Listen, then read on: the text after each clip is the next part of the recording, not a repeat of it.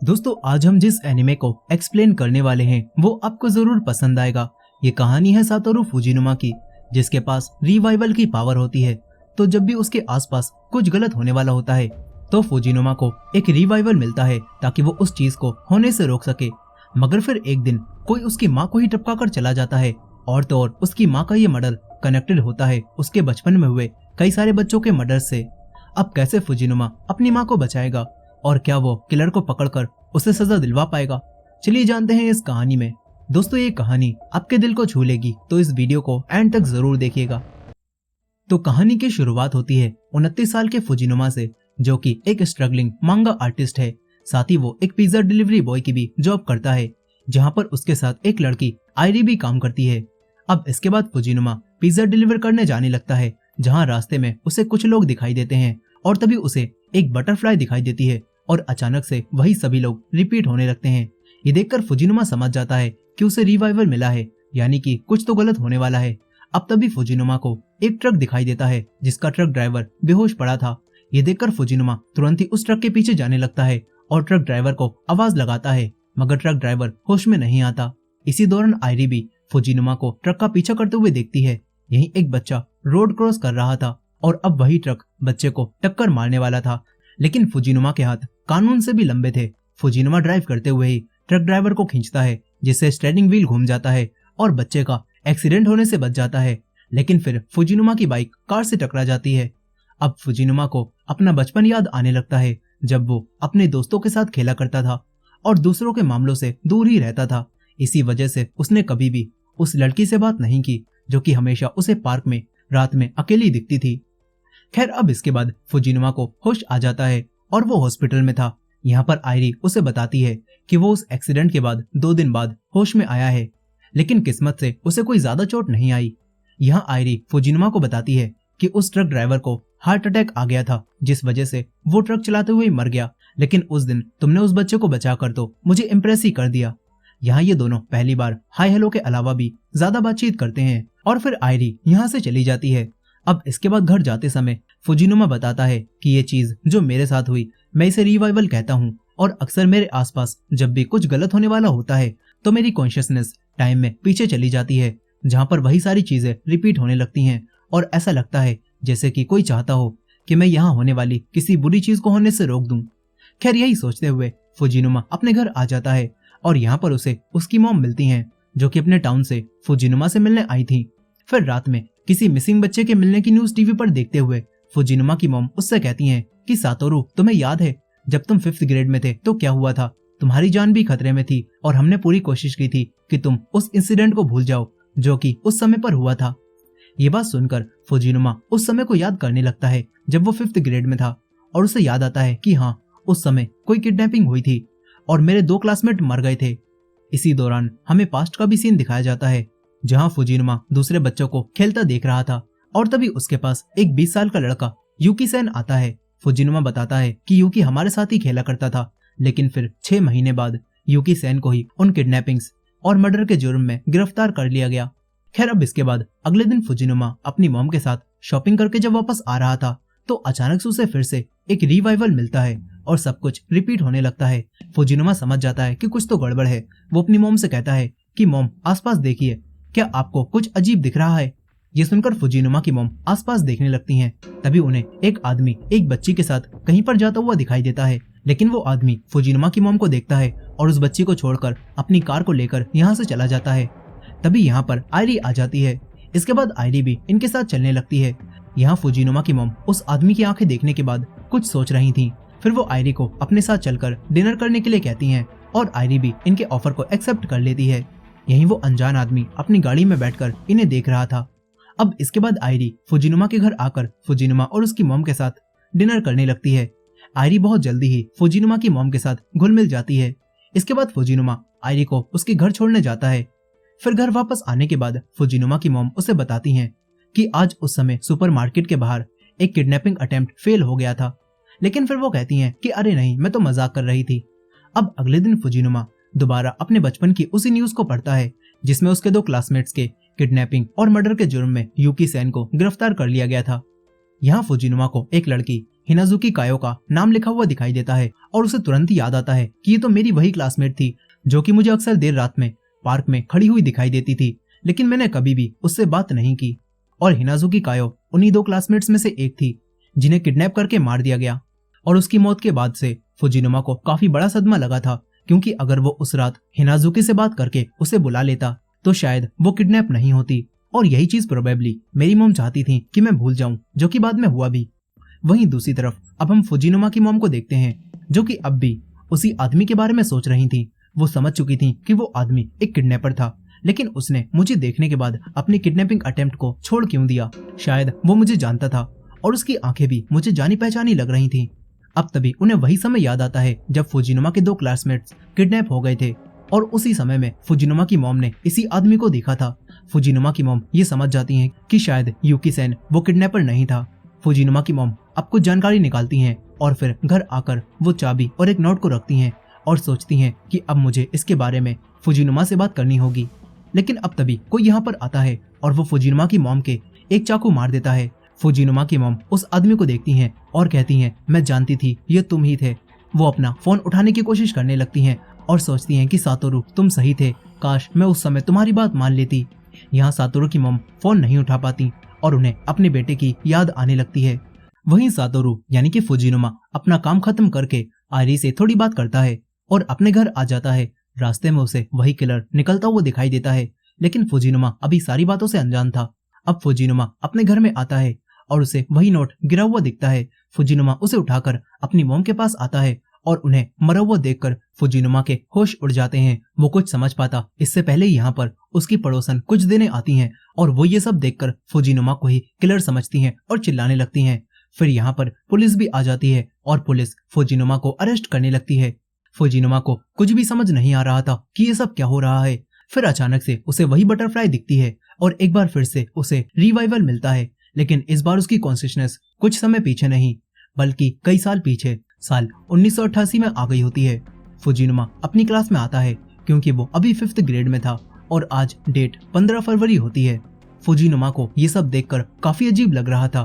तभी यहाँ पर उसके क्लास टीचर याशिरो सेंसेई आते हैं। वो फुजिनुमा को वहाँ खड़ा देखकर उसे सीट पर बैठने के लिए कहते हैं, लेकिन फुजिनुमा को ये याद नहीं था कि उसकी सीट कौन सी हुआ करती थी, इसीलिए वो हिनाजुकी नाम की उसी लड़की की सीट पर बैठने लगता है। लेकिन वहाँ पर बैठा हुआ लड़का उसे करेक्ट करता है। साथ ही उसके टीचर भी सोचते हैं कि हिनाजुकी आज भी लेट है। तभी फुजिनुमा के बराबर वाली लड़की उससे कहती है कि क्या तुम हिनाजुकी को पसंद करते हो? तुम दोनों ही कितने वियर्ड हो, तुम्हारी अच्छी बनेगी। लेकिन यहाँ पर फुजिनुमा ये सोच रहा था कि आखिर इस बार वो रिवाइवल में यहाँ क्यों पहुंचा है। आखिर 18 साल पहले ऐसा क्या हुआ था जो कि उसकी मॉम के मर्डर से जुड़ा है। फुजिनुमा ये सोच सोचकर पागल होने लगता है, इसीलिए वो घर जाने के बारे में सोचता है। तभी उसका दोस्त केन्या उससे पूछता है कि तुम्हें क्या हुआ, कहाँ पर जा रहे हो? इस पर फुजिनुमा कहता है, मेरे सर में दर्द हो रहा है, मैं नर्स के ऑफिस में जा रहा हूँ। ये बोलकर फुजिनुमा स्कूल से अपने घर जाने लगता है। तभी उसके बराबर से वही लड़की हिनाजुकी गुजरती है जो कि अब स्कूल आ रही थी, लेकिन फुजिनुमा जल्दबाजी में उसे नोटिस नहीं कर पाता। वो तुरंत ही अपने घर में आता है जहाँ उसे घर की चाबियां बाहर ही मिल जाती हैं, क्योंकि उसकी मॉम अभी अपने काम पर गई हुई थी। फुजिनुमा अंदर आता है और अपने पुराने घर को देखकर उसे एक अलग ही एहसास होता है। साथ ही उसे अपनी माँ की भी याद आने लगती है। फुजिनुमा अपनी मॉम को याद करते हुए ही यहाँ पर सो जाता है। फिर रात में उसकी माँ अपने काम से वापस आती हैं और यहाँ पर अपनी माँ को सही सलामत जिंदा देखकर फुजिनुमा की आंखें भर आती हैं। लेकिन उसकी मॉम के लिए सब कुछ नॉर्मल ही था। अब इसके बाद फुजिनुमा की मॉम फुजिनुमा और अपने लिए डिनर तैयार करने लगती हैं और ये लोग साथ बैठकर खाना खाते हैं। फुजिनुमा सोचता है कि मेरी कभी इतनी अच्छी जिंदगी भी हुआ करती थी, लेकिन मैं इसे भूल गया और इसके बारे में मैंने दोबारा सोचा भी नहीं और इस तरह मैंने इस जिंदगी को खो दिया। फुजिनुमा समझ जाता है कि सच में ये उसका सपना नहीं बल्कि एक रिवाइवल है और इस बार मैं सारी चीजों को अपने हाथ से नहीं जाने दूंगा। अब अगले दिन फुजिनुमा दोबारा से अपने स्कूल आता है। यहाँ रास्ते में उसे अपना इस समय का दोस्त भी मिलता है।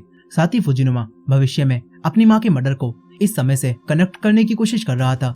तभी उसे हिनाजुकी दिखती है और उसे देखकर फुजिनुमा अपने पास्ट को याद करता है और उसे याद आता है कि हाँ, हिनाजुकी मेरी क्लासमेट थी जो कि अपनी सिंगल मदर के साथ रहती थी। यहाँ फुजिनुमा को हिनाजुकी के पैर पर चोट का निशान भी दिखता है। इसके बाद लंच के टाइम में फुजिनुमा अपने फ्रेंड्स ग्रुप में जब होता है तो यहाँ पर उसे अपने पुराने दोस्तों के नाम याद आने लगते हैं। इनमें एक हिरोमी, एक काजू और एक ओसामू होते हैं। साथ ही केन्या भी इसी ग्रुप का पार्ट था। लेकिन केन्या इन सभी लोगों में काफी समझदार दिखता है। यह अब केन्या फुजिनुमा से कहता है कि फुजिनुमा, तुम हिनाजुकी को पसंद करते हो क्या? आज पूरी क्लास के दौरान तुम उसे ही देखे जा रहे थे। ये बात सुनकर सभी लोग हैरान होते हैं और काजू तेज आवाज में फुजिनुमा से कहने लगता है कि अगर तुम उसे पसंद करते हो तो सब कुछ मुझ पर छोड़ दो, मैं तुम दोनों को सेट करा दूंगा। लेकिन फुजिनुमा इन्हें समझाता है कि वो हिनाजुकी को पसंद नहीं करता, वो तो बस ऐसे ही उसके दिमाग में चल रही थी। अब इसके बाद फुजिनुमा हिनाजुकी से मिलता है, जो कि उससे कहती है तुम बेवकूफ हो क्या? दरअसल फुजिनुमा के मना करने के बाद भी काजू ने हिनाजुकी से कहा था कि फुजिनुमा तुम्हें पसंद करता है और काजू हिनाजुकी को उसके पास ले आया था। यहाँ अब फुजिनुमा हिनाजुकी से कहता है कि क्या हम दोनों दोस्त बन सकते हैं? वैसे भी हम लोग एक ही रास्ते से घर जाते हैं। लेकिन ये सब सुनकर हिनाजुकी कहती है कि तुम्हें ये कहने का आइडिया आखिर किसने दिया था? फुजिनुमा इस पर कुछ भी नहीं कह पाता। तभी हिनाजुकी कहती है कि चलो ठीक है, क्योंकि मैं जानती हूँ तुम भी मेरी ही तरह झूठे बन रहे हो। हिनाजुकी की ये बात फुजिनुमा के होश उड़ा देती है। तभी हिनाजुकी कहती है कि कल मैंने तुम्हें स्कूल से घर भागते हुए देखा था, क्या सच में तुम्हारी मॉम तुम्हारे लिए इतनी इंपॉर्टेंट है? फुजिनुमा हाँ में जवाब देता है और ये सुनकर हिनाजुकी यहाँ से जाने लगती है। तभी फुजिनुमा कहता है कि मैं तुम्हारा दोस्त बनना चाहता हूँ। इस पर हिनाजुकी कहती है कि तुम मेरे दोस्त बनना चाहते हो तो क्या तुम किसी को मेरे लिए जान से मारोगे? ये चीज फिर से फुजिनुमा के होश उड़ा देती है। वो समझ जाता है कि किडनैपिंग और मर्डर होने से पहले ही शायद हिनाजुकी किसी परेशानी से गुजर रही है। फुजिनुमा को उसके शरीर पर चोट के निशान भी दिखाई देते हैं। वो सोचता है कि शायद अगर मैं हिनाजुकी के मर्डर को होने से रोक दूं तो सब कुछ ठीक हो जाएगा। यहीं पर दूर बैठा यूकी सेन ये सब कुछ देख रहा था। अब अगले दिन स्कूल में फुजिनुमा हिनाजुकी से बात करने के बारे में सोच रहा था। वो कहता है कि शायद हिनाजुकी गलत नहीं थी। मैं इस समय में अपने असली रूप को छुपाकर अपने आइडल रूप को सबके सामने लाने की कोशिश करता रहता था, ताकि मैं इन सभी लोगों के बीच में फिट हो सकूं। और शायद हिनाजुकी के साथ भी कुछ ऐसा ही चल रहा है। यहाँ अब उसके दोस्त फिर से हिनाजुकी के बारे में उससे पूछने लगते हैं।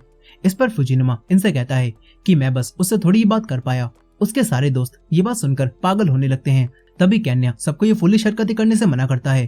केन्या फुजिनुमा से कहता है कि हम सभी लोग 6th ग्रेड तक एक ही क्लास में रहने वाले हैं, इसीलिए फुजिनुमा तुम जल्दबाजी मत करो। लेकिन फिर फुजिनुमा ये याद करने की कोशिश करता है कि आखिर हिनाजुकी किडनैप कब हुई थी, मगर वो ये याद नहीं कर पाता। इसके बाद घर जाते समय बातों के दौरान ही केन्या ये नोटिस करता है कि फुजिनुमा आज अजीब सा बिहेव कर रहा है, क्योंकि उसे कुछ पुरानी बातें याद नहीं है जो कि कुछ समय पहले ही हुई थी। यहाँ फुजिनुमा अब केन्या के पास आता है और उसे बाकी दोस्तों की बातों और सवालों से बचाने के लिए थैंक्स बोलता है। इस पर केन्या कहता है कि कोई बात नहीं, वो कोई बड़ा काम नहीं था। यहाँ अब केन्या फुजिनुमा से पूछता है कि क्या सच में हिनाजुकी तुम्हारे लिए इतनी इंपॉर्टेंट है और आजकल तुम अजीब बिहेव भी करने लगे हो। अगर तुम किसी भी चीज से परेशान हो या फिर तुम्हें कोई मदद चाहिए हो तो तुम हमसे कह सकते हो।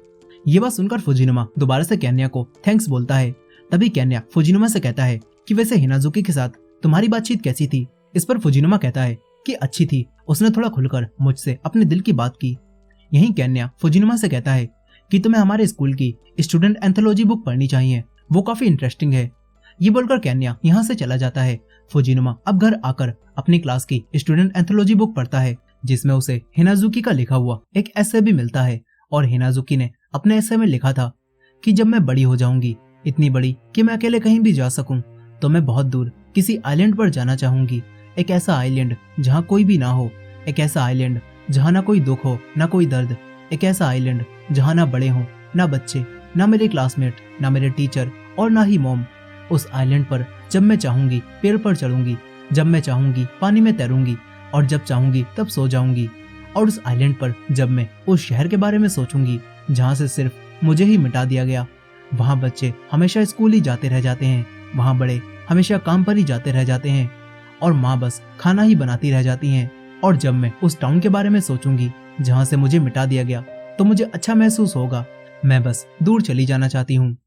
इस ऐसे को पढ़कर फुजिनुमा समझ जाता है कि किडनैपिंग और मर्डर होने से पहले ही हिनाजुकी की जिंदगी में कुछ तो बहुत बुरा चल रहा है। अब तभी फुजिनुमा की मॉम घर पर वापस आ जाती हैं। फिर खाना खाते समय फुजिनुमा अपनी मॉम से कहता है कि क्या मैं इस बार अपने बर्थडे पर अपने दोस्तों को पार्टी के लिए घर पर इनवाइट कर सकता हूँ। फुजिनुमा की मॉम मान जाती हैं। फिर फुजिनुमा डिसाइड करता है कि अब वो ऐसी चीजें करेगा जो कि पहले उसने पास्ट में नहीं की थी, और जितना हो सके वो हिनाजुकी के करीब जाएगा ताकि वो हिनाजुकी के एक्शंस को बदलकर उस होने वाली घटना को रोक सके। अब अगले दिन स्कूल से छुट्टी के समय ओसामू हिनाजुकी को जाता हुआ देखता है और ये चीज फुजिनुमा को बताता है। फिर फुजिनुमा हिनाजुकी के पीछे जाने लगता है।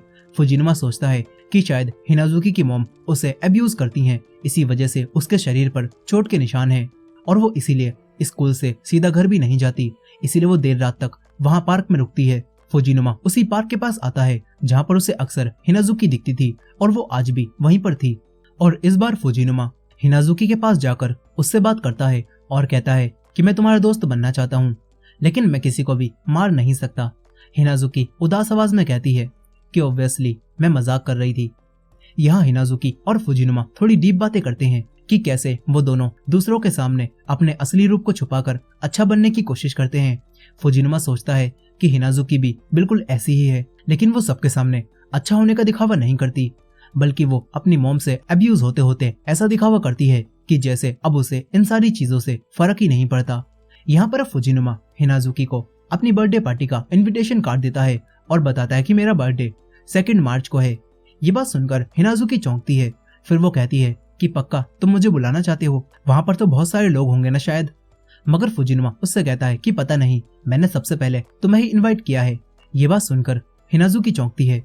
फिर यहाँ पर हिनाजुकी फुजिनुमा को बिना ग्लव्स के देखती है और उसके हाथों को छूकर उससे कहती है कि अब तुमसे बात करना आसान हो गया है फुजिनुमा। इसके बाद हिनाजुकी यहाँ से चली जाती है। फुजिनुमा सोचता है कि ये वही जगह है जहाँ मैंने 18 साल पहले आखिरी बार हिनाजुकी को देखा था। उसकी बॉडी तब मिली थी जब यहाँ की बर्फ पिघली थी। वो मार्च का महीना था। फुजिनुमा फ्यूचर के आर्टिकल को याद करता है जिसमें 3 बच्चों के मर्डर की न्यूज थी। 11 साल की नाकानिशी आया, 11 साल का उसका दोस्त सुगिता हिरोमी और 10 साल की हिनाजुकी कायो। इससे फुजिनुमा को समझ आता है कि हिनाजुकी अपने 11वें जन्मदिन से पहले ही किडनैप हो गई थी। इसका मतलब है कि किडनैपिंग का दिन 1 मार्च से लेकर उसके बर्थडे के बीच में कहीं पड़ता होगा। अब मुझे बस हिनाजुकी का बर्थडे पता करना होगा। अब इसके बाद स्कूल में जब स्कीइंग कंपटीशन होता है तो यहाँ पर फुजिनुमा एक लड़के हिमाडा के साथ रेस करता है, लेकिन फुजिनुमा जानबूझकर हार जाता है ताकि वो हिनाजुकी को बचाने के अलावा किसी और चीज से छेड़छाड़ ना करे। मगर केन्या ये नोटिस कर लेता है कि फुजिनुमा जानबूझकर हारा है। यही हिमाडा भी फुजिनुमा पर गुस्सा करता है और यहाँ से चला जाता है। तभी फुजिनुमा को याद आता है कि यही सब तो पिछली बार भी हुआ था। फुजिनुमा सोचता है कि कहीं अनजाने में मैं पास्ट बदलने की बजाय वही सब दोहरा तो नहीं रहा।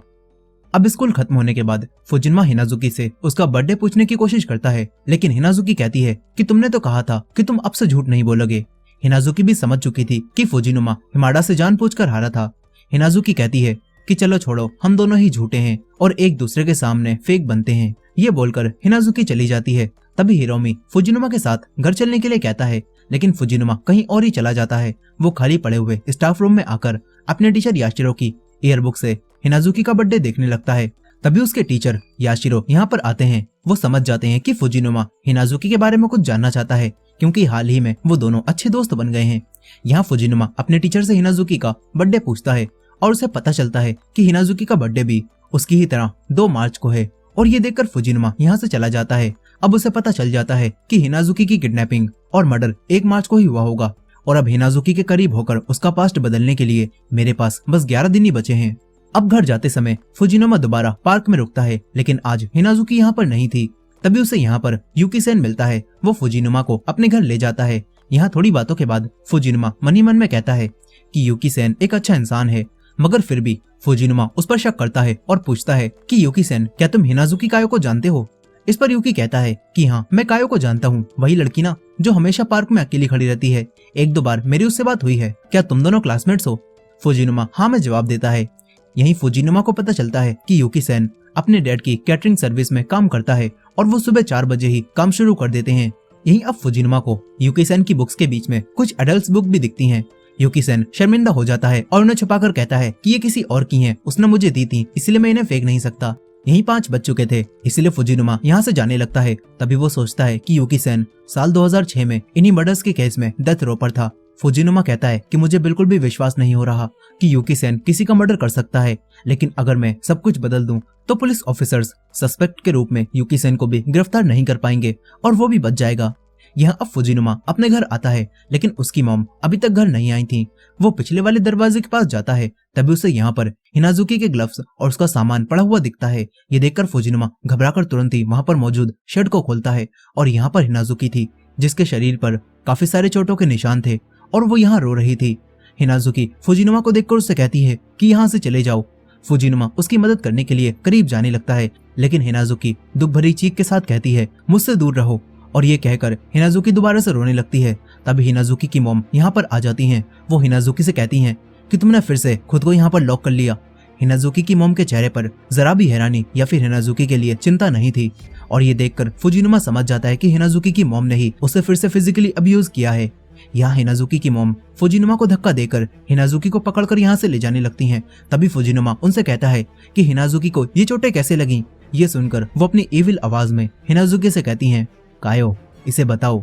और हिनाजुकी फुजिनुमा से कहती है कि मैं गिर गई थी। लेकिन फुजिनुमा समझ जाता है कि हिनाजुकी अपनी माँ के डर की वजह से झूठ बोल रही है। अब इसके बाद हिनाजुकी की मॉम हिनाजुकी को घर में लाकर उसका मुंह ठंडे पानी में डुबोने लगती हैं और उसे बर्फ देकर कहती हैं कि इन्हें अपनी चोटों पर लगा लेना। अगर तुम्हारी ये चोटें मंडे तक ठीक नहीं हुई तो सारा इल्जाम मेरे ऊपर ही आएगा।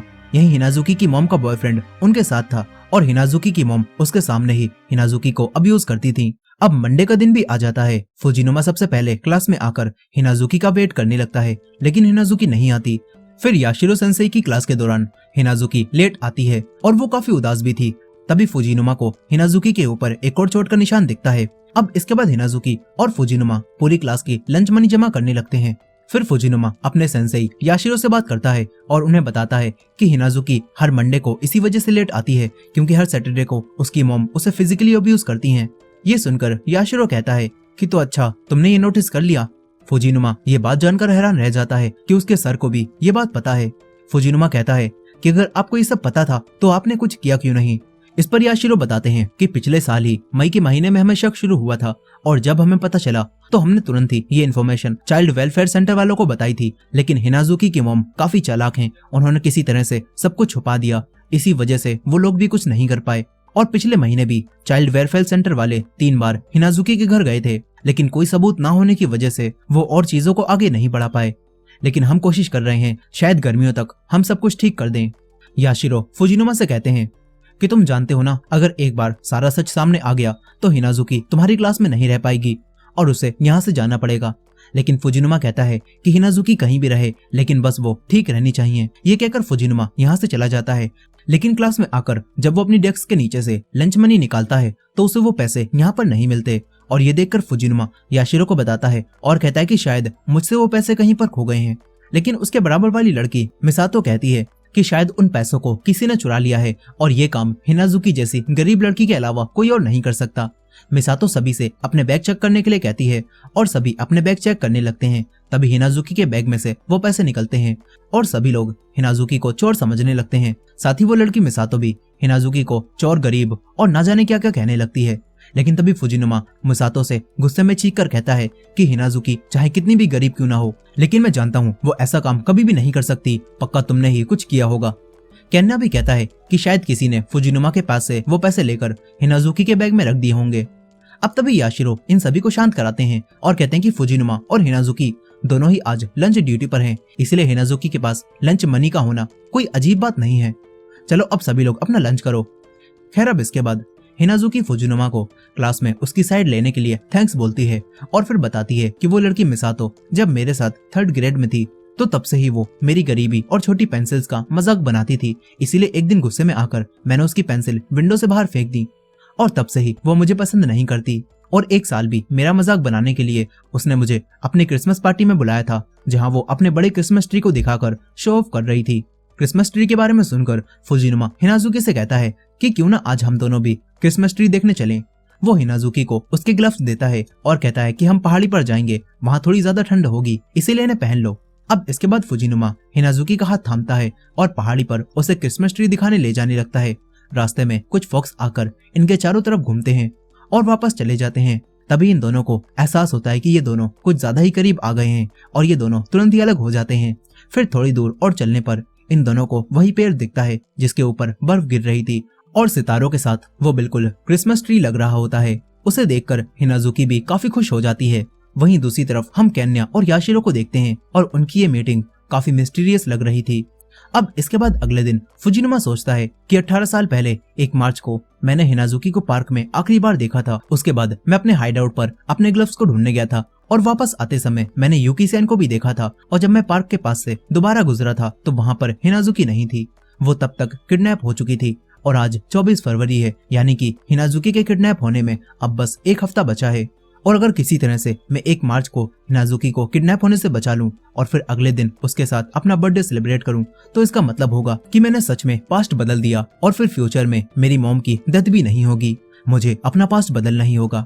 अब 25 फरवरी को सुबह ब्रेकफास्ट करते हुए फुजिनुमा अपनी मॉम को बताता है कि वो सैटरडे अपने दोस्तों के साथ कहीं घूमने जाएगा। और ये सुनकर फुजिनुमा की मॉम कहती हैं कि क्या तुम किसी के साथ डेट पर जा रहे हो? फुजिनुमा मना करता है। उसकी माँ कहती हैं कि तुम अपनी गर्लफ्रेंड को यहाँ भी इनवाइट कर सकते हो, मुझे कोई दिक्कत नहीं है, और मुझे तो लगा तुम डेट पर जा रहे होगे इसलिए मैं तुम्हें ज्यादा पैसे दे देती। ये सुनकर फुजिनुमा कह देता है कि हाँ, वो डेट पर ही जा रहा है ताकि उसे ज्यादा पैसे मिल सकें। अब इसके बाद क्लास में फुजिनुमा सोचता है कि पिछले सैटरडे की तरह मैं इस बार हिनाजुकी को उसकी मॉम से अब्यूज नहीं होने दूंगा, इसलिए मैं उसे इस सैटरडे को उसकी माँ से दूर रखूंगा। यही वो लड़की मिसातो भी अब फुजिनुमा से चिढ़ चुकी थी। खैर, अब इसके बाद फुजिनुमा अपने दोस्तों से इस सैटरडे को साइंस सेंटर घूमने चलने के लिए कहता है, लेकिन उसके सारे दोस्त मना करने लगते हैं क्योंकि वो चाहते थे कि फुजिनुमा और हिनाजुकी अकेले ही जाकर अपनी डेट को एंजॉय कर पाएं। यही फुजिनुमा हिनाजुकी से भी ये कहता है, लेकिन हिनाजुकी कहती है कि मेरी मॉम ने सैटरडे को मुझे सीधा घर आने के लिए कहा है। ये बात सुनकर फुजिनुमा परमिशन लेने के लिए हिनाजुकी की मॉम से भी बात करता है और कहता है कि साइंस सेंटर जाकर हम स्टूडेंट्स को काफी कुछ सीखने को मिलेगा, इसीलिए हमारे लिए ये अच्छा ही होगा। लेकिन हिनाजुकी की मॉम मना कर देती हैं और कहती हैं कि हिनाजुकी सैटरडे को काम में मेरी मदद करती है। इस पर फुजिनुमा मन ही मन में कहता है कि कौन सा काम हर सैटरडे तुम उसके ऊपर अपना सारा गुस्सा निकालती हो। खैर, यहीं पर फुजिनुमा काफी कोशिश करता है और तभी बातों ही बातों में उसके मुंह से निकल जाता है कि मुझे हिनाजुकी को बचाना है।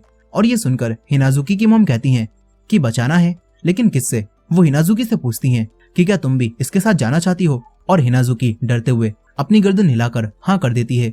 और ये देखकर उसकी मॉम को गुस्सा आ जाता है। वो एक जोरदार थप्पड़ हिनाजुकी के मारने वाली थी, लेकिन तभी फुजिनुमा की मॉम यहाँ आकर उनका हाथ पकड़ लेती हैं और हिनाजुकी की मॉम को समझाती हैं कि उन्हें बच्चों के सामने ऐसे जिद्दी नहीं बनना चाहिए और उन्हें बाहर घूमने जाने देना चाहिए। लेकिन हिनाजुकी की मॉम हिनाजुकी को लेकर अंदर चली जाती हैं। फिर फुजिनुमा की मॉम उसे बताती हैं कि आज मेरा काम जल्दी खत्म हो गया था और तभी मैंने रास्ते में तुम दोनों को देखा और अच्छा ही हुआ कि मैंने तुम दोनों का पीछा किया। खैर, अब इसके बाद 27 फरवरी सैटरडे का दिन भी आ जाता है और हिनाजुकी की मॉम ने उसे फुजिनुमा के साथ बाहर भेज दिया था। यहाँ फुजिनुमा हिनाजुकी को चीजें दिखाते हुए बातें करने लगता है। फिर ये दोनों एक रूम की तरफ बढ़ते हैं और तभी फुजिनुमा को डेजावू होता है जिसमें हिनाजुकी उस रूम में न जाकर वापस मुड़ जाती है और हकीकत में भी सेम ऐसा ही होता है। ये देखकर फुजिनुमा हैरान रह जाता है। वो बाथरूम में आकर सोचता है कि अभी अभी ये क्या हुआ, क्या ये कोई डेजावू था? फुजिनुमा दोबारा से हिनाजुकी के पास जाता है और उसे फिर से पता चल जाता है कि अब क्या होगा। और तभी फुजिनुमा को याद आता है कि वो 18 साल पहले भी हिनाजुकी के साथ यहाँ पर आया था और तब भी यही सब हुआ था। फुजिनुमा सोचता है कि कहीं मैं अनजाने में वही सारी चीजें रिपीट तो नहीं कर रहा जो मैंने 18 साल पहले की थी। फुजिनुमा काफी हैरान था, लेकिन वो हिनाजुकी के सामने नॉर्मल रहने की पूरी कोशिश करता है। तभी हिनाजुकी मुस्कुराकर फुजिनुमा से कहती है कि मुझे खुशी है मैं हिम्मत जुटाकर तुम्हारे साथ यहाँ पर आ पाई। अब तभी फुजिनुमा के बाकी दोस्त भी यहाँ पर आ जाते हैं और ये सभी मजे करने लगते हैं। इसके बाद फुजिनुमा देखता है कि आज मंडे होने के बाद भी हिनाजुकी काफी खुश है। दोनों एक दूसरे को देखकर कहते हैं कि तुम्हारा चेहरा कितना सुंदर है और क्लास में सभी लोग ये सुनकर शोर मचाने लगते हैं। तभी इनके टीचर याशिरो यहाँ पर आते हैं और पूरी क्लास को शांत करा देते हैं। फिर फुजिनुमा सोचता है कि कल ही वो दिन है जब हिनाजुकी की किडनैपिंग और मर्डर होगा, यानी कि 1 मार्च को। मतलब मेरी असली लड़ाई तो अब शुरू होगी। अब स्कूल से वापस जाते समय फुजिनुमा हिनाजुकी से कहता है कि कल सुबह मैं तुम्हारे घर आ जाऊंगा और हम लोग साथ ही स्कूल चलेंगे। हिनाजुकी भी हाँ कर देती है। तभी हिनाजुकी को उसकी मॉम मिलती हैं जो कि अपने काम से वापस आ रही थी। फुजिनुमा अब यहाँ से चला जाता है और उसकी मॉम एविल मूड से उसे देख रही थी। फिर अगली सुबह बहुत जल्दी ही फुजिनुमा अपने घर से निकल जाता है। वो तुरंत ही हिनाजुकी के घर जाता है जहाँ से हिनाजुकी फुजिनुमा के साथ स्कूल जाती है। पूरे रास्ते में फुजिनुमा हिनाजुकी का हाथ नहीं छोड़ता और क्लास में भी वो सोचता है कि हिनाजुकी सिर्फ इसी वजह से किडनैपर का टारगेट बनी थी क्योंकि वो हमेशा ही अकेले देर रात तक पार्क में खड़ी रहती थी। लेकिन अब हालात बदल चुके हैं। अब इसके बाद छुट्टी के समय फुजिनुमा हिनाजुकी से कहता है कि आज तुम मेरे साथ कहीं पर बाहर चलो, लेकिन हिनाजुकी मना कर देती है और कहती है कि आज मुझे जल्दी घर जाना होगा। मगर फुजिनुमा उसे अपने साथ ले ही आता है। लेकिन कुछ देर बाद ही हिनाजुकी अपने बैग में ऊन को देखती है और कहती है कि मुझे अब अपने घर जाना है। फिर फुजिनुमा हिनाजुकी का हाथ पकड़कर उसे उसके घर ले जाने लगता है। रास्ते में वो पार्क को देखता है और पास्ट के उसी दिन के बारे में सोचता है जब उसने हिनाजुकी को आखिरी बार यहाँ पर देखा था। लेकिन अब उसने सारी चीजें बदल दी हैं। यहीं यूकी सेन जो कि अकेले बैठा हुआ था वो भी अपने डैड के साथ चला जाता है। यहीं हिनाजुकी की मॉम भी नॉर्मल लग रही थी और सभी लोग अपने अपने काम में लगे हुए थे। फुजिनुमा हिनाजुकी को छोड़कर उससे कहता है कि कल मिलते हैं, मैं तुम्हें लेने आ जाऊंगा। फिर रात में फुजिनुमा को नींद भी नहीं आ रही थी। वो घड़ी को देख रहा था। वो घड़ी लेकर बाहर आता है और 12 बजने के बाद जब ये दिन बीत जाता है तो फुजिनुमा चैन की सांस लेता है और कहता है कि आखिरकार मैंने पास्ट बदल ही दिया। फिर फुजिनुमा सुबह ही 6 बजे उठकर स्कूल के लिए रेडी हो जाता है और अपने घर से निकलकर हिनाजुकी के घर के बाहर जाकर बैठ जाता है। हिनाजुकी तो अभी तैयार भी नहीं हुई थी। खैर अब इसके बाद ये दोनों साथ में स्कूल जाते हैं और फुजिनुमा अपने दोस्तों से कहता है कि आज तुम सभी लोग पार्टी के लिए तैयार होना, क्योंकि आज ही फुजिनुमा का बर्थडे था। अब तभी याशिरो हिनाजुकी और फुजिनुमा को कोई काम दे देते हैं और फिर काम खत्म करके फुजिनुमा हिनाजुकी के साथ अपने बर्थडे पार्टी की शॉपिंग करता है। और सामान का बिल सुनकर फुजिनुमा को याद आता है कि पास्ट में भी सेम इतना ही बिल था, लेकिन उस समय फुजिनुमा बिल्कुल अकेला था और अब उसके साथ हिनाजुकी है। अब ये दोनों घर आते हैं जहाँ फुजिनुमा के दोस्त फुजिनुमा और हिनाजुकी को सरप्राइज देते हैं, क्योंकि उन दोनों ने सब कुछ पहले से ही रेडी कर लिया था और ये पार्टी फुजिनुमा और हिनाजुकी दोनों के लिए थी। और इनमें हिनाजुकी के नाम का भी एक बर्थडे केक था, क्योंकि आज हिनाजुकी का भी बर्थडे था। और ये देखकर फुजिनुमा काफी खुश होता है। हिनाजुकी भी काफी खुश थी, लेकिन साथ ही वो उदास भी थी। वो फुजिनुमा से कहती है कि फुजिनुमा मुझे माफ कर दो, मैं तुम्हारा प्रेजेंट अभी तक तैयार नहीं कर पाई। मैं कल रात भर उस पर काम कर रही थी और वो पूरा होने ही वाला था, लेकिन उसी वक्त मुझे नींद आ गई। ये सुनकर फुजिनुमा कहता है कि कोई बात नहीं, तुम मुझे वो बाद में दे देना। अब इसके बाद ये सभी लोग पार्टी करते हैं और इन्हें काफी मजा भी आता है। फुजिनुमा अपनी तरफ से हिनाजुकी को ग्लव्स गिफ्ट करता है, जो देखकर हिनाजुकी की आंखें भर आती हैं। वो सभी को थैंक्स बोलती है। इसके बाद फुजिनुमा हिनाजुकी को उसकी घर छोड़ने जाता है। फुजिनुमा को काफी ठंड लग रही थी। ये देखकर हिनाजुकी अपना मफलर उसे देती है और कहती है कि मुझे खुशी है मैं तुम्हारी और बाकी सभी की दोस्त बन पाई। अब कल मैं तुम्हें तुम्हारा बर्थडे प्रेजेंट दे दूंगी और ये एक वादा है। फुजिनुमा भी कहता है कि ठीक है, ये एक वादा रहा। फिर हिनाजुकी अपने घर में चली जाती है और फुजिनुमा भी खुशी से अपने घर जाने लगता है। वो काफी खुश था कि आखिरकार उसने पास्ट को बदल ही दिया और फुजिनुमा अब सुकून से सो जाता है। और इसी वजह से अगले दिन वो स्कूल लेट पहुंचता है। लेकिन यहाँ पर फुजिनुमा देखता है कि आज हिनाजुकी स्कूल नहीं आई है और ये देखकर फुजिनुमा के होश उड़ जाते हैं। और इसी एंडिंग के साथ इरेज्ड एनिमे के 4 एपिसोड्स की कहानी यहीं पर खत्म हो जाती है। दोस्तों आपको क्या लगता है किलर कौन होगा और आखिर किस तरह फुजिनुमा अपनी मॉम और हिनाजुकी को बचा पाएगा? अपने ओपिनियन कमेंट में लिखना मत भूलिएगा और इसके नेक्स्ट पार्ट को देखने के लिए कमेंट में नेक्स्ट पार्ट भी लिख दीजिएगा। और ये वीडियो पसंद आई हो तो वीडियो को लाइक करके हमारे चैनल को भी सब्सक्राइब कर लीजिएगा। मिलते हैं नेक्स्ट वीडियो में।